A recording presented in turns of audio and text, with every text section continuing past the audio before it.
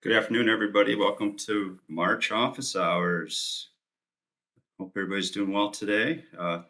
Get started. As always, this is being recorded, so it'll be available on our HI Trainings webpage in the near future. And if there's questions along the way, feel free to either chime in or use the chat function. Can everybody hear me okay? Yes. All right, great. And can you see the chat? Can you see hi all in the chat?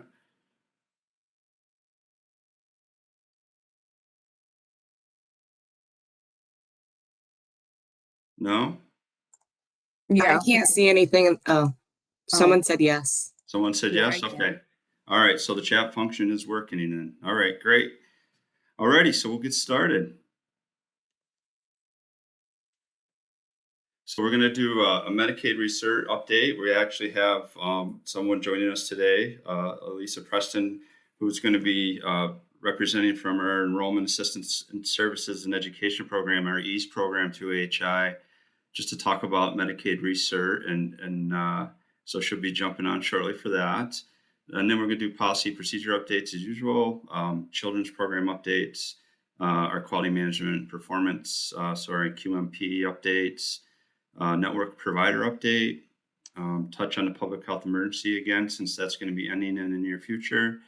Our user reconciliation system access form, so our reconciliation list, we'll talk about that. And then the DOH CMA expansion pause. And then finally, but not last, the proposed New York State executive budget status. So that'll be how it's going to flow today. So Lisa, I saw that you were on, so I was going to turn it over to you. I've got a slide here for you based on the flyer that was forwarded. And if you're there and ready, I turn it over. Thanks so much, Travis. Can you hear me okay? Yes. Oh, good. Okay, thank you. Okay, so you guys have a lot to talk about. I'll try to make this short and sweet. And certainly the image that is on the screen right now is it sort of sums it up. It's a simple message we're trying to get out to people, but just to give you a little background, and everyone is probably aware of the basics about this, but many people with public health insurance, which would be Medicaid, Child Health Plus, and the Essential Plan on the New York State of Health Marketplace, have not had to take any actions really since the beginning of COVID. Due to the public health emergency, there were new temporary rules legislated to help New Yorkers get and keep their health insurance during that time when it was so crucial for everyone. And people's coverage in these programs was being auto-extended for usually another 12 months at a time, without needing to, supply proof of anything to qualify or to stay in the same level of coverage they'd had since early 2020. And millions of people became newly qualified for Medicaid during the last 3 years as well. So a couple months ago, the state announced that these temporary measures to keep people in these programs were going to wind down and return to the former process, where people would need to take action to update their accounts and renew their coverage, both on the marketplace and also if they get their coverage through their county's DSS, depending on where their insurance originated. And one of the biggest concerns with this wind down is being able to reach people to let them know when their insurance is scheduled to end, so they know when they need to act and don't risk losing their coverage. Medicaid, Child Health Plus, and the Essential Plan all have rolling enrollment throughout all 12 months of the year. People can be determined eligible and enroll anytime. Unlike with a qualified health plan, which follows the calendar year from January to December.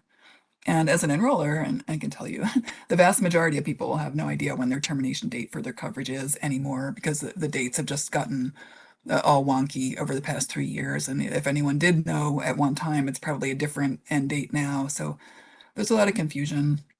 And reaching this huge number of people is especially challenging because so many accounts on the marketplace weren't being kept up to date, and so many have old addresses, old phone numbers, incorrect contact info, and the marketplace is sending renewal reminder notices to everyone, but many people are not ever going to see those. So AHI has joined with several other organizations across the state as part of a privately funded project to keep New Yorkers covered. That's also the name of the project, Keep New York Covered, or KNYC. We're trying to get this message out to the public just as widely as possible, via as many avenues as possible. We're using social media outlets. We have print ads going into several newspapers in our service region. And we have a huge mailing campaign in the works to send thousands of letters over the course of this year, notifying our own AHI clients about the need to contact us to find out the status of their health insurance. And a KNYC page has been added to the AHI website, which people can reach easily also by scanning that QR code on this flyer, which is also, this is what the ads will look like when they appear. And I guess that's about it. The really just our message. We're just like trying to push really hard to blanket the area as much as possible, just so people know. We don't want people to panic, but we do want people to know they do need to take action. And it's things aren't going to be done automatically anymore by the state. And if people just take that for granted or don't realize that's happening, they risk losing the coverage that they've been having for the past few years. So I think that's about all I have to say about that, but I'm happy to answer any questions. Can we, it depends.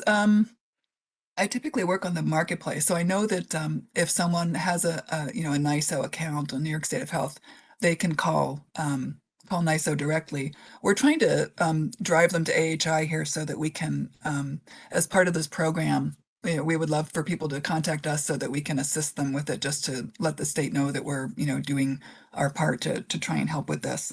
But really, I mean, yes, there are many avenues that people can take to do this, and I would rather someone just call the state or call the marketplace, as long as it means that they're, they're going to get taken care of by somebody. And there's another question, is there a deadline? Well, that's the thing, that it depends on, since people's coverage can term at any month. You can have your Medicaid can start in, March of, and then end in February of the following year. So that February, really in January, you would need to be taking action to make sure that it renewed at the right time. So that's the one reason why it's so difficult and so kind of tricky to reach everyone, because it's every month there's new deadlines, new, like hundreds, well, thousands, I suppose, maybe millions of people every month are, will need to take action to renew now. And there's a question, does it impact anyone that has applied? Oh, that's a great question. Yeah, anyone who this KNYC project is scheduled to last until the end of December of this year. And even though there will still be, people in the beginning months of 2024 that will be facing the same situation, I'm not sure what the state has planned for that, if they're going to extend this project at that point, or if they're just going to hope that everyone's gotten the message by then. But I would say, it probably will impact everyone, because dates are just kind of all over the place now. And sometimes when people got Medicaid eligibility within the past year, it might not have been for a full 12 months, or it depends on when the renewal date is in the Medicaid system, or Child Health Plus, or Essential Plan. Does that make sense? I hope that makes it clearer.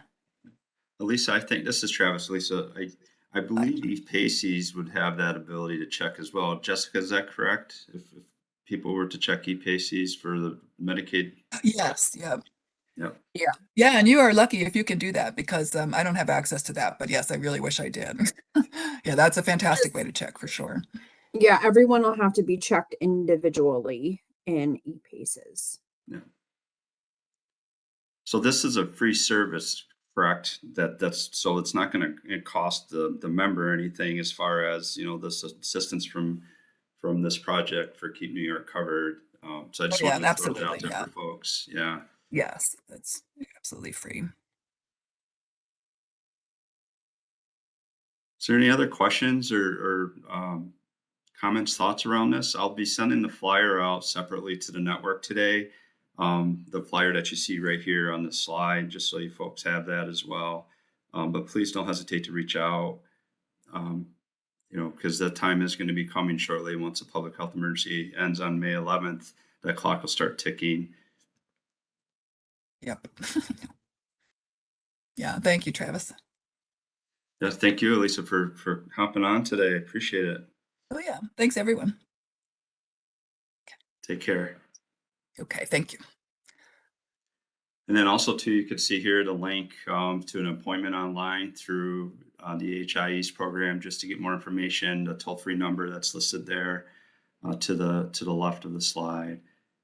So just some contact points for folks, and this will come out with the slide deck today as well after we're done meeting.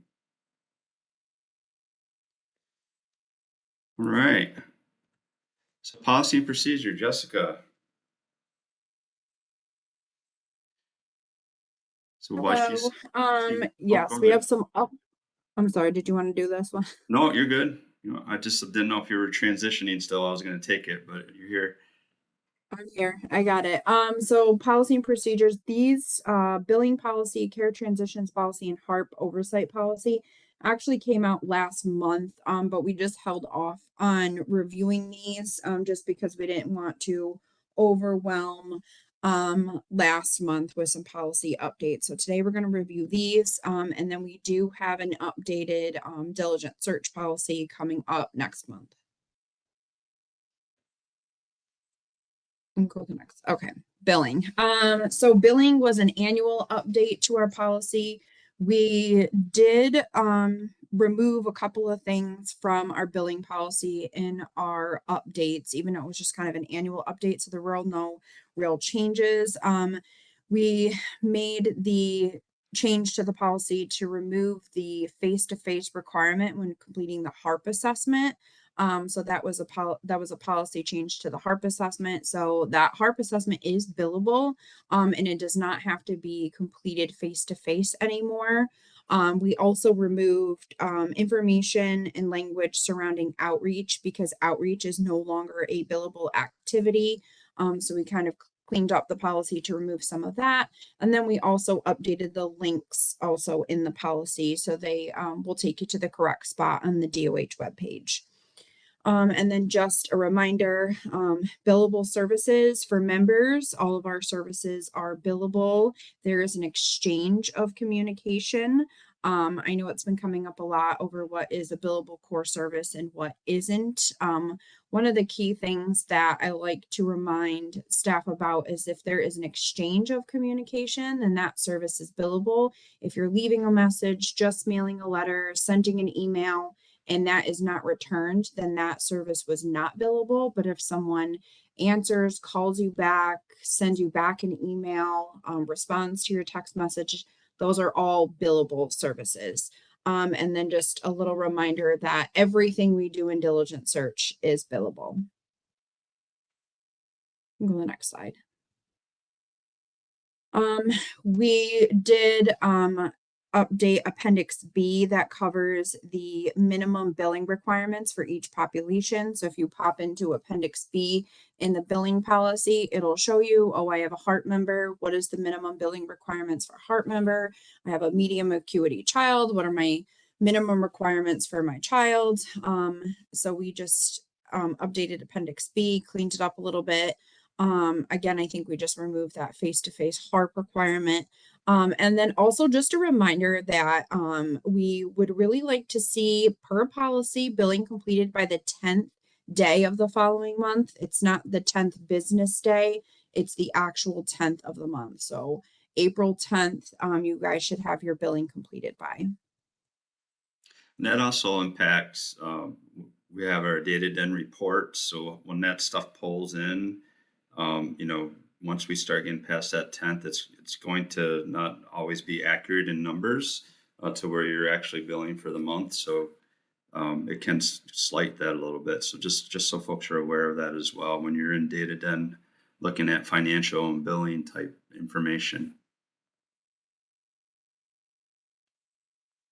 All right. Care transitions, another policy that just had an annual update and there were no actual changes to the policy.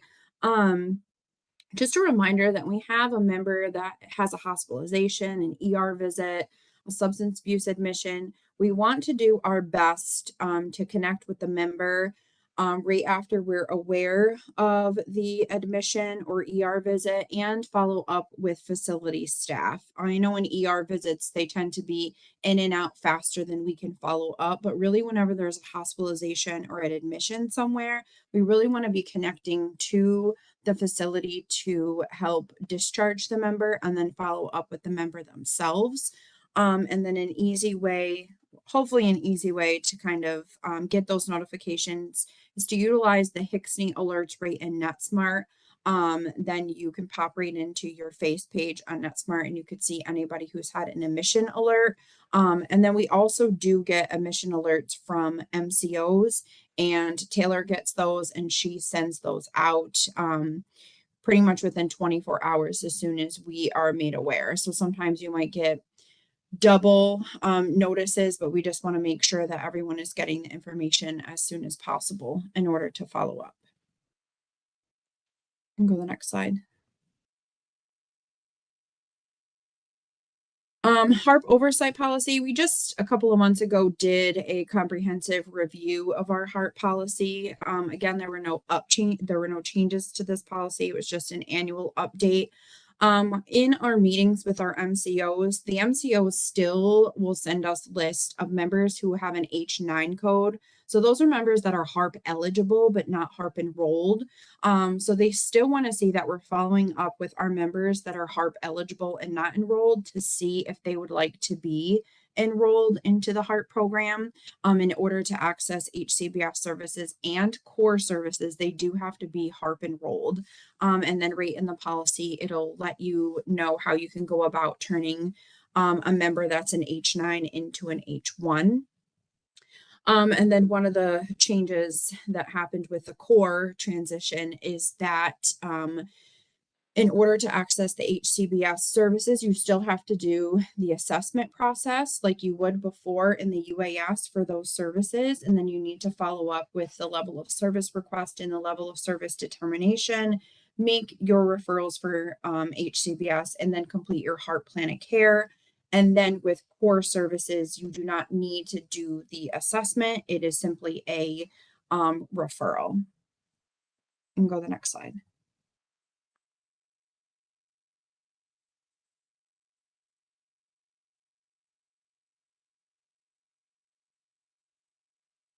Like I said earlier, if the member is HARP enrolled and they'd like core services, you do not have to complete the assessment. You don't have to do the level of service determination.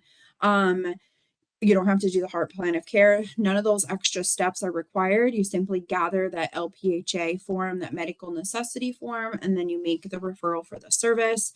Then also on this slide, I just put what are core services and what are HCBS services. So when we're talking to our members and they do need some additional supports and they are HARP enrolled, you can kind of have a discussion about what the service is, and then if it's a core service and you need to do those extra steps, or if you can go the route of an HCBS service with following through with the assessment and the HARP plan of care. There's a question in the chat from Rick about providers accepting referrals. So Rick, we do not get that information. That information is from OMH, and that can be found on the OMH page. I know there is some discussion. We are testing out on the children's side a way to track capacity for various providers. And there was some discussion that in the future, could that kind of capacity tracking also be replicated on the adult side? So right now, there's nothing that we have or we have access to. You would have to go to the OMH website and then just filter through to see the service in the county and then who says that they have are providing those services and then follow up. But hopefully, if everything goes well on the children's side, we can replicate that tool on the adult side. And then you guys would be able to see who has wait lists, who has openings, and it would kind of be the same thing where you filter by service and by county. And go to the next slide.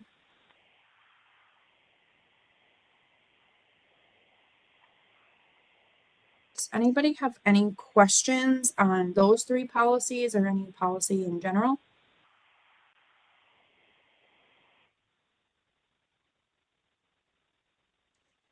All right, thank you, Jessica. Okay. Yep. As always, if you have them, we're here, so reach out. Can you guys hear me? Yes. Yep. Oh, all right. I'm on the side of the road trying to like get in this meeting. Just back up a quick question. When the expectation is we're making connections to various facilities if somebody is admitted, a lot of times we don't always have a release for those facilities, so that can be problematic. Yeah, so what we should be doing is if it's, you know, we tried to put the standard hospital, like if you were to go to the hospital, which hospital would you visit?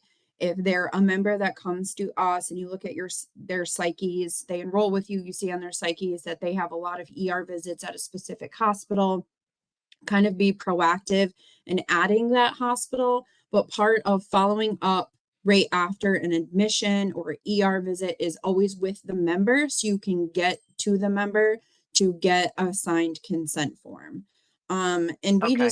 we're not always going to be successful, but what we really like to see, and what was really shown in our redesignation in 2022 is that the attempt should be there and the attempt needs to be documented.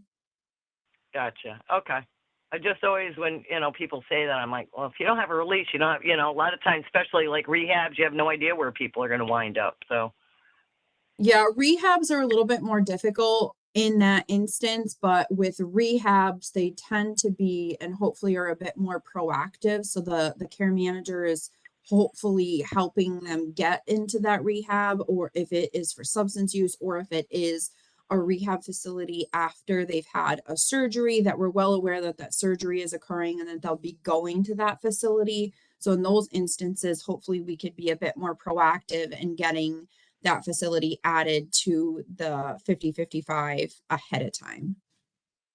gotcha. Okay. Thank you. Good luck on the side of the road, Lori.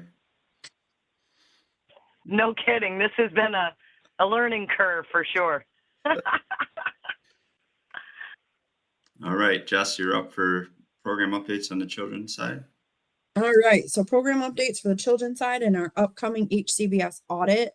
We did receive our date. The audit will occur June 26th to June 30th, so it's going to be that last week of June.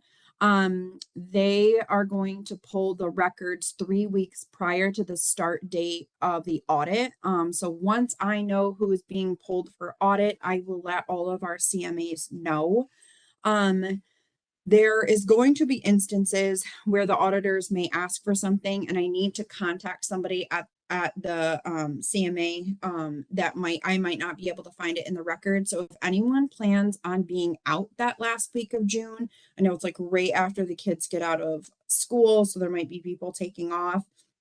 If your main point of contact at your CMA is going to be different during that week, you can just let me know because I only have 24 hours to get them the requested information. The audit this year will be conducted from NetSmart with some items being converted to PDF and given to the auditors. Last year, I had to pull the whole record out of NetSmart and give it to them. This year, they're going to do a hybrid model. The AHI, so Taylor and I are going to work together to pull the things out and convert them to PDF for the state. So there's not going to be any work on your part, but they will be in the records partially and then partially things that we send them. And also, I just wanted to give everyone a heads up that I'm going to be emailing CMAs for individual meetings regarding their HCBS members. It's just easier, I think, just to have these individual meetings and review their current HCBS population rather than sending emails back and forth about what may be missing or what needs to be added.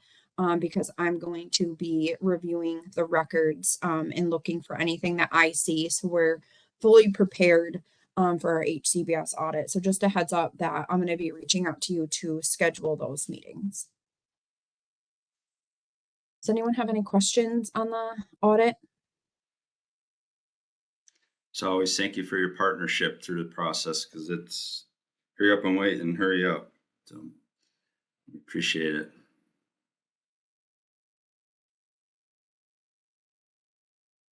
Okay, so another fun, exciting update is that as of 4/1, HCBS referrals for children will be sent through the IRAM system. So we're going to be eliminating that paper HCBS referral form. So we were supposed to start adding additional users to IRAMs to give children's care managers and supervisors direct access in order to complete the referral in IRAMs. I have not seen this yet. I am on a subcommittee. They said that they were going to send out a invite, so I am anticipating that invite so I can actually see this happen. I also haven't been able to go in and test because it's not 4/1 yet. So we just asked that, and there was an email sent out also to all the CMAs about making sure that gatekeepers are updating the roles for each of their CMAs in order to have care managers have access. I can tell you internally right now, I only have myself and then supervisors have access. And then once we get in there and we kind of see what it's about, how it flows, then we will be adding additional care managers as needed. This is going to, again, eliminate that paper HCBS referral form, and it will also allow you to track where your members are on the wait list. So if you have somebody waiting for a service with a provider, instead of constantly emailing that provider asking where my child is on the wait list, you can pop into IRAMS and you'll be able to see that information. You can go to the next slide. So for gatekeepers, so your HCS gatekeepers are the ones that are going to be adding access for IRAMs. Then these are the steps that you would complete. This all came out in an email. If you need the email from the DOH forwarded to you, please let me know and I can get you that email that has all the steps in it.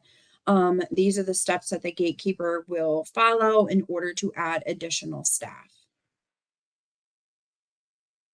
You can go to the next slide. On this slide, I put the IRAMS link. So if you click on that, that'll take you right to where you need to go.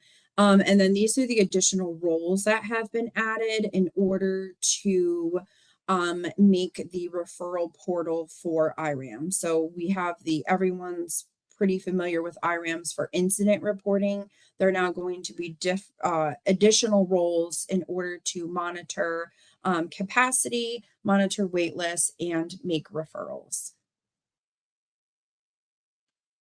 And go to the next slide.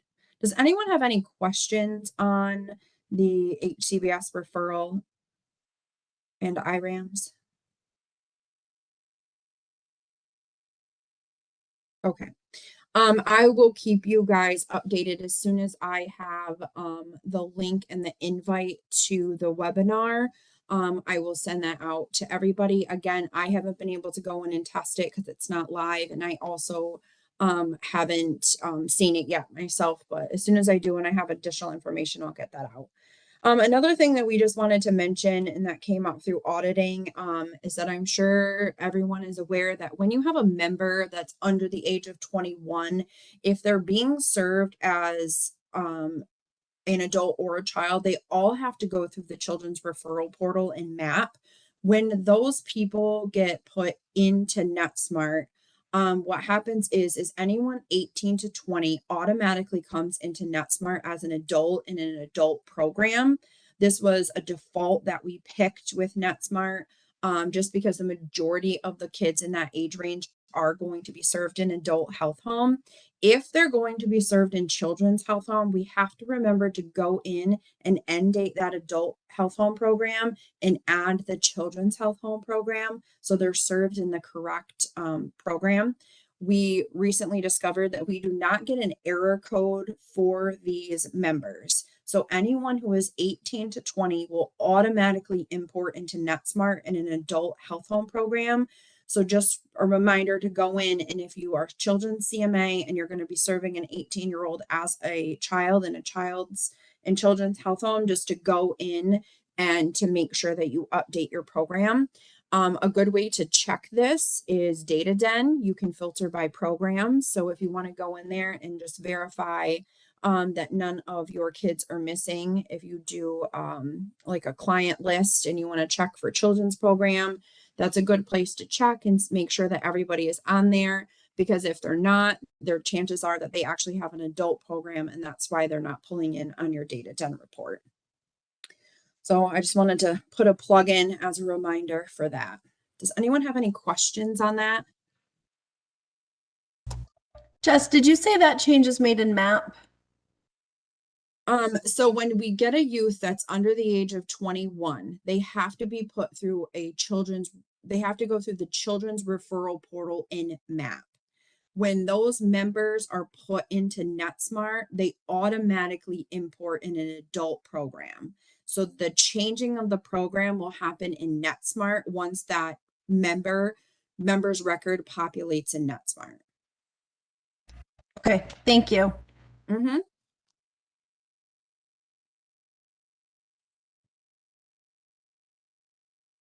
All right, thank you, Jess. Yep. So just wanted to put out there for those of you that have been going into Data Den as of late that there's a new navigation page that's been activated. We talked about this throughout the rollout and we were able to implement. So you'll still have the ability on the very bottom to click on tabs to maneuver through the platform. But we try to categorize. Taylor and Amber did a lot of work on putting this face page, if you will, together. If you hover over each bubble, each term, if you will, it's going to have a definition behind it. So it's going to help you to identify if that's the tab that you want to click on or not.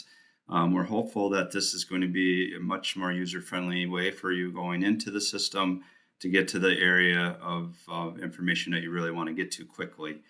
So we're excited about it. We look forward to any feedback. As we had mentioned before a few times, we're looking to continuously improve this platform as we move forward. Our big launch is over at this point. So now it's just a matter of refining and fine-tuning the product. So excited for that, and just wanted to share that good news with folks. Reminder, Quality Notebook, level 1 responses are due by April 7th. So that's coming up. A lot of CMAs have been turning those in, and Taylor's been receiving them. So thank you. And for those of you that are still working on that, we've got till the 7th of April. So just wanted to throw that out for folks as a nice reminder. We got some feedback about our transfer referral form process. There were 2 separate forms. So through that feedback, we decided to put together one form. So we have what you see in front of you now. And the big changes are we're going to have a referral transfer form as one versus 2 separate forms. So this form that you see here, I'll send out as a attachment after the meeting today. But it's also en route right now through our communications request to be put up on the website to take the place of the old referral form and the old transfer form. So this will be up on the site shortly. And basically this form's taking the referral form and adding the referral, and now whether it's a referral or a transfer. So you have to identify one or the other. And then the reason is now is what the reason for the referral or transfer is, so that folks know when they're receiving that information. And then we updated the provider listing on the far right where all the providers are listed. There were some adjustments. We needed to add an organization. We had to remove an organization for population being served, et cetera. So we're hopeful that this is a nice improvement for folks. I hope that it's going to help to clarify some of the questions that people were asking as far as having a lack of information and inquiring for more information when a transfer comes through in particular. So I'm excited about that. Taylor, did you have anything else you wanted to mention about this new form? Nope, you covered it all. Thanks, Travis. Okay. Any questions about this form that anybody had? Hopefully it's a good thing for folks. Well, let us know as you start using it. As we send that out today, please feel free to start using it as you're doing your day-to-day. Next slide, I've been mentioned Shelters of Saratoga coming on as a new provider. They will be starting to attend our office hours next month. We're actually Thursday, the day after tomorrow, we're going to be finalizing our onboarding process with them.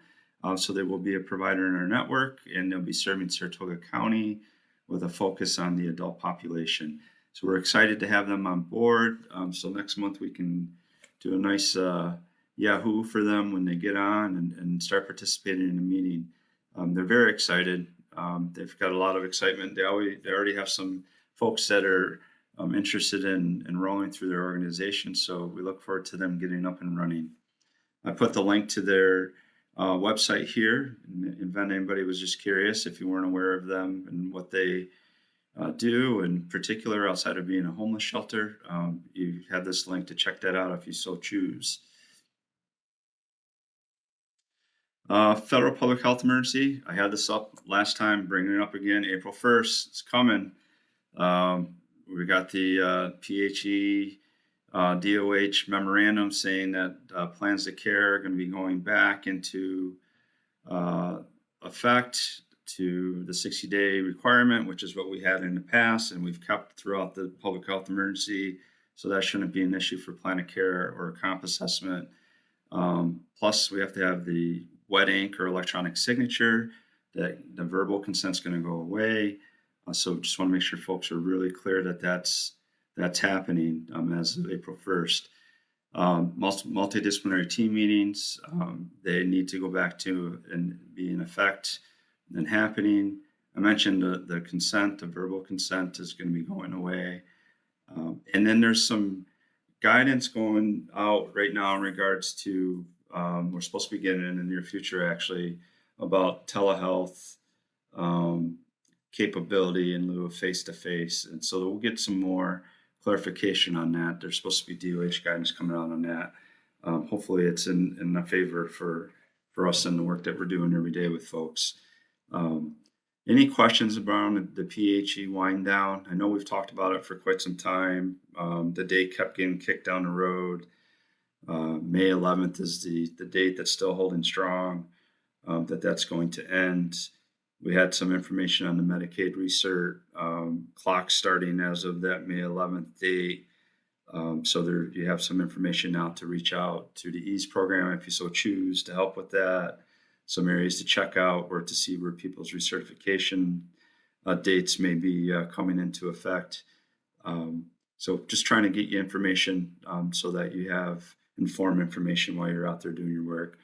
But I just didn't know if there's any other questions around the wind down, specific to the consent piece or the plans of care, in-person visits, etc.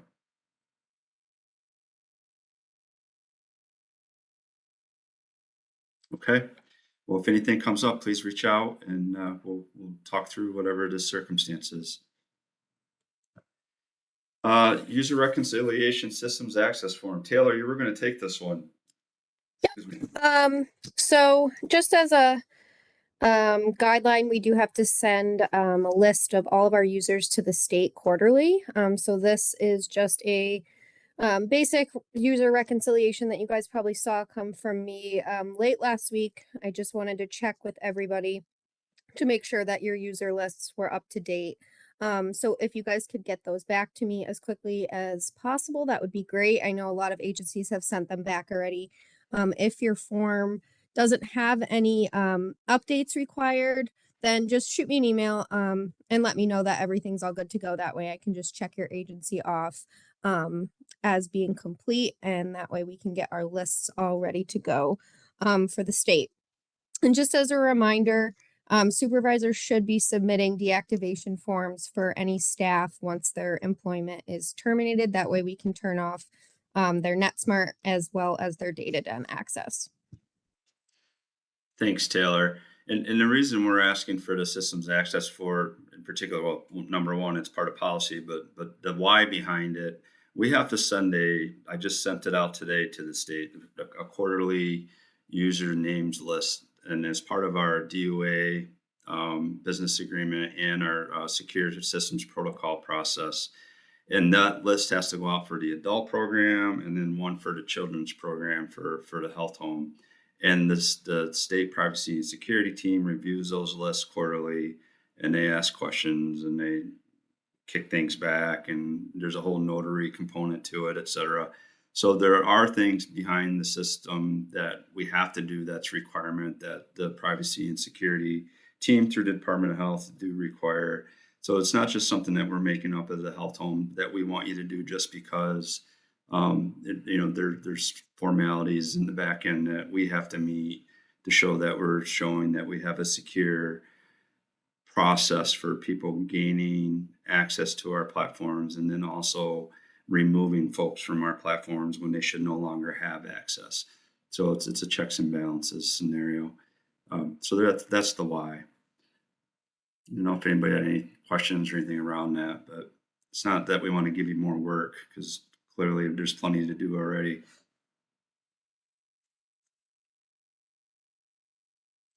All right. Well, thanks, Taylor. So the next thing is the health home moratorium for expansion. Now, I put a note out to the Department of Health to try and get some clarification on this. This kind of fell out of the sky across the state. I want to say close to 2 weeks ago now. I had sent it out to the network through the email. And basically, there's a moratorium, the way I'm interpreting this, that any existing CMA that's authorized to provide services through your health home, meaning the HI Health Home, cannot expand beyond their existing counties that they're approved for currently. So if I'm currently approved for Essex and Warren County, I can't expand into Saratoga or into Clinton. That the moratorium at this point is putting that on hold, where that cannot be approved by the state. There's been some questions around that have come up from certain providers. So I posed that question to DOH to get more clarification, because it just the way it came out so quickly, and it's just not overly clear. But if there's more than one health home that the CMA is working with, there's an example of that's provided here on how that might look if they were requesting just to go under one health home, if they were looking to do that or not. There's not any indication here that you can't onboard a new provider into a network.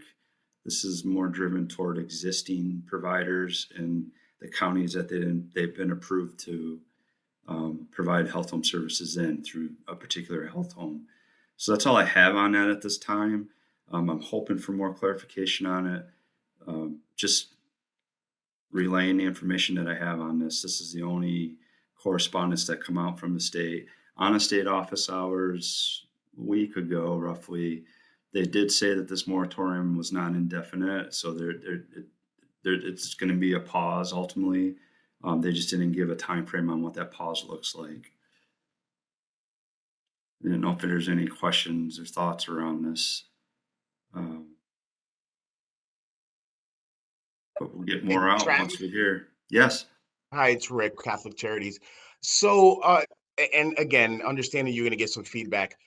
Right now, as it stands, any CMA, so for Catholic Charities right now, right? So would we be able to provide services in any of the counties that you cover at this That's point? the clarification we're getting, because the way this is reading, it would be the county that you're approved to provide care management services in through HI Health Home currently, not anything additional to that. So that's where I'm trying to get the clarification on. Okay. All right.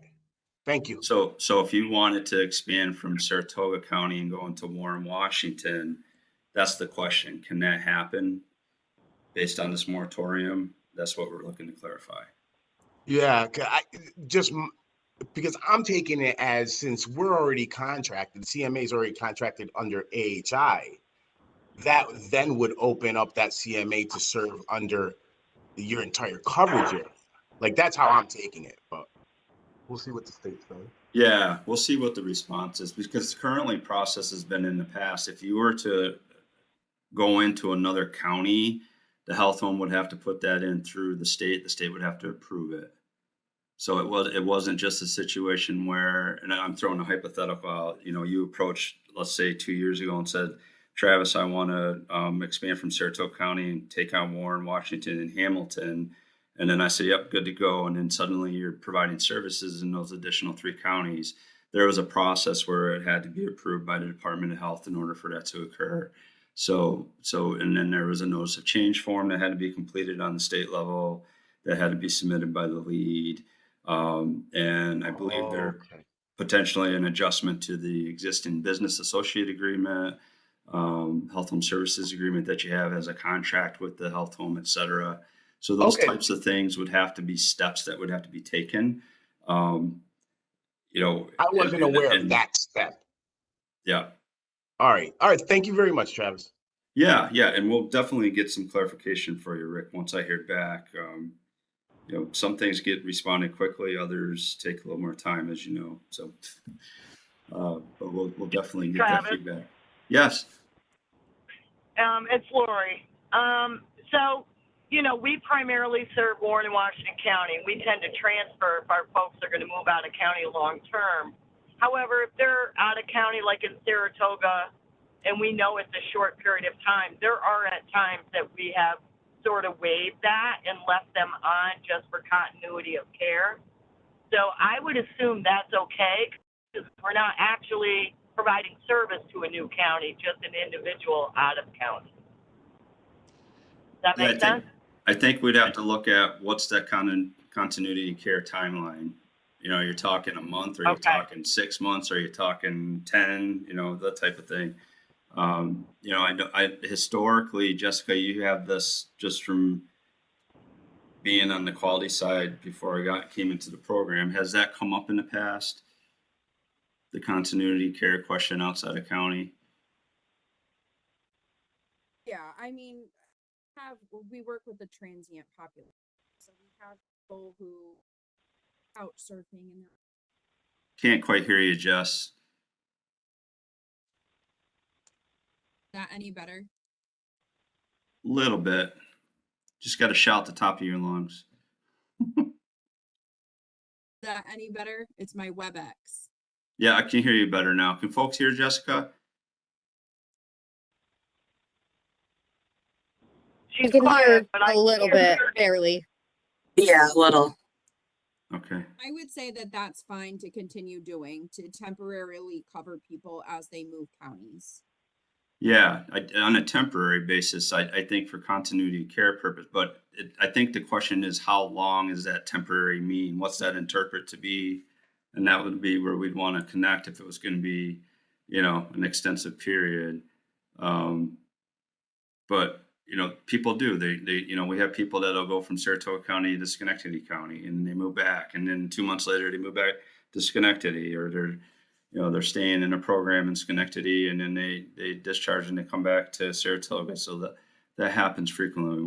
We understand that, but I'm talking about long-term scenarios. And I think trying to get this clarification is going to help hopefully define, you know, what are we talking about when we're talking county expansion?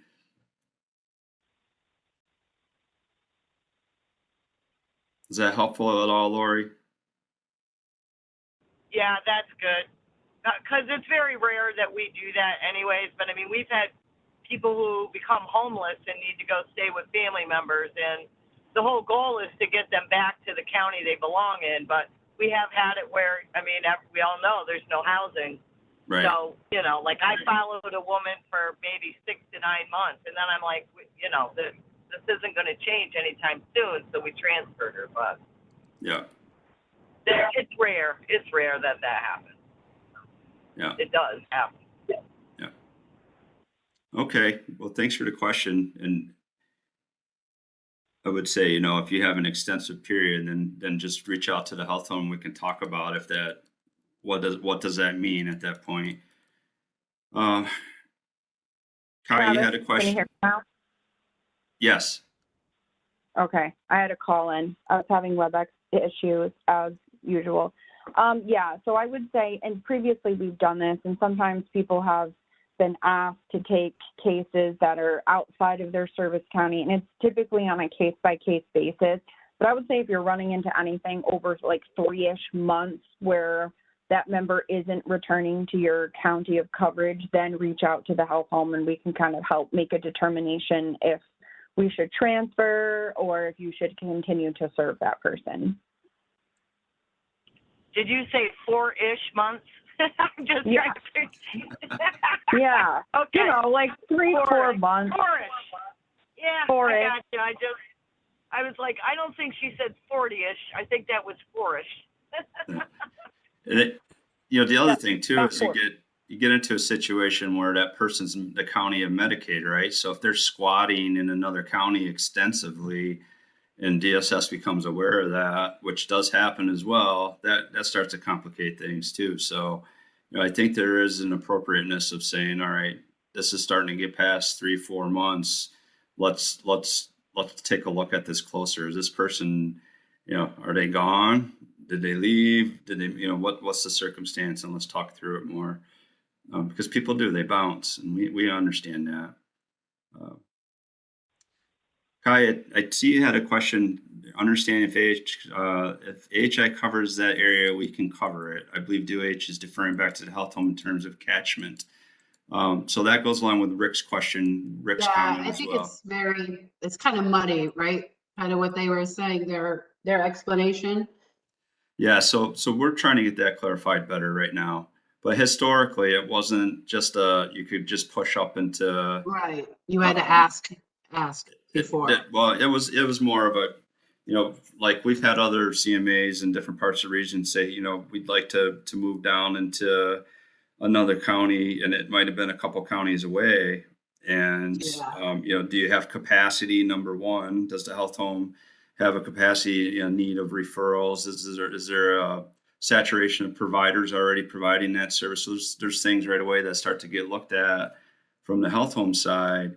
And then it's just not a like, yep, you can start tomorrow situation. We have to go through those couple steps that I had talked about, that the state requires in order to get things legit, so that person, that organization can start. I don't know what the preface of this drop out of the sky memorandum was. I don't know what caused it. It's confusing why it happened so suddenly, but it's here. But we'll continue to try and get some more clarification on it for folks. Thank you. Yep.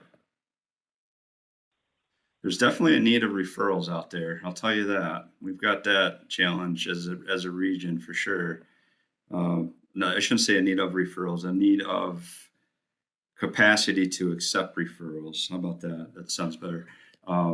There's a long waiting list, especially in particular counties. Saratoga, for example, there's a long waiting list of folks that are looking for providers. So, that's one area that's really open to growth for an organization if they have the ability to serve in that county and are approved to do so. So a lot of different factors with it. Okay. Let me see. We have another note in here. Courtney, you got something in here? Mercer stating they have 3 people who live just over Essex County line in Franklin and Clinton. Can you continue to work with them?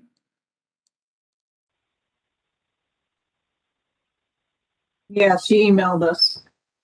Okay. I guess we'll just have to connect with her and talk through it. I mean, did they just move there? Have they been there for 2 years? I think it's a circumstantial thing, like Jess was talking about. What's the circumstance? What's the length of time?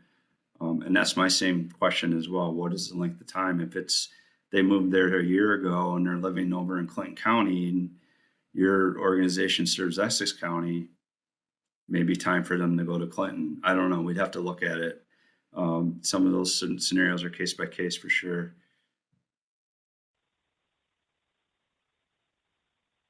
Any other questions here?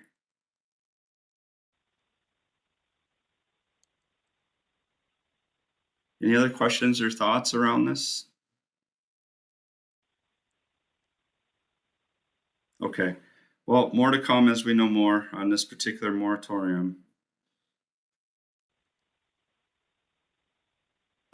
So then I had to just want to do an update on the budget. We just got some feedback from the Health Home Coalition the other day that the budget likely may not go through on time. I guess there's some haggling that the governor's office is going back and forth with the Senate and Assembly in regards to some big ticket items across the state. You know, the health home recalibration, we already know that the one House Assembly and Senate bills have pushed back through their summaries saying restore it, and pulled out the cut as far as the monies for the 30 million for fiscal year budget 24, which is all good, promising, encouraging news. The link here, again, I had sent it out to the network a little over a week ago. It's just really a thank you letter to the Senate and Assembly member representatives, thanking them for supporting the advocacy efforts, and really just doing that last push just to keep this topic on the forefront as those other battles are happening across the state as far as other initiatives and topics, you know, tied to the budget and the monies that go with them go back and forth right now. So last year, the coalition noted that last year the budget was 9 days overdue before it got finalized. So it was late, 9 days past the deadline. I think they'd have to get whatever they needed to get wrapped up either today or tomorrow to meet the deadline for now, which doesn't seem likely. So it is going to be going over. But that's all we have at the moment as far as update on it. Still promising news for health homes. So just keep that push. If you haven't reached out and you wish to do so or would like to do so, you know, the link is here. It's in the email I had sent as well, just as a thank you. It goes to Senator and Assemblywoman for the region, and we'll be doing our part to help advocate for the stay of the monies.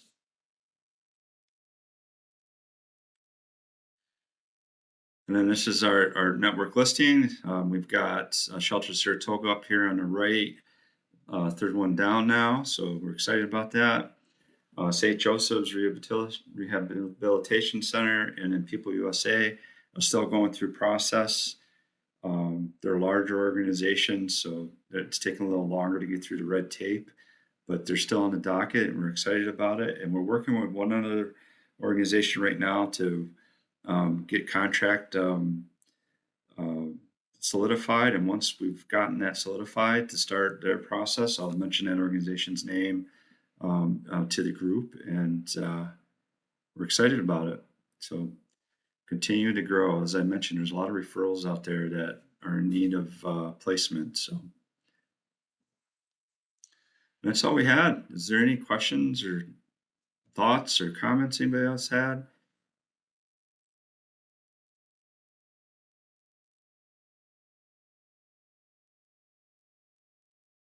Well, as I always say, thank you for all that you all do each and every day, and happy spring.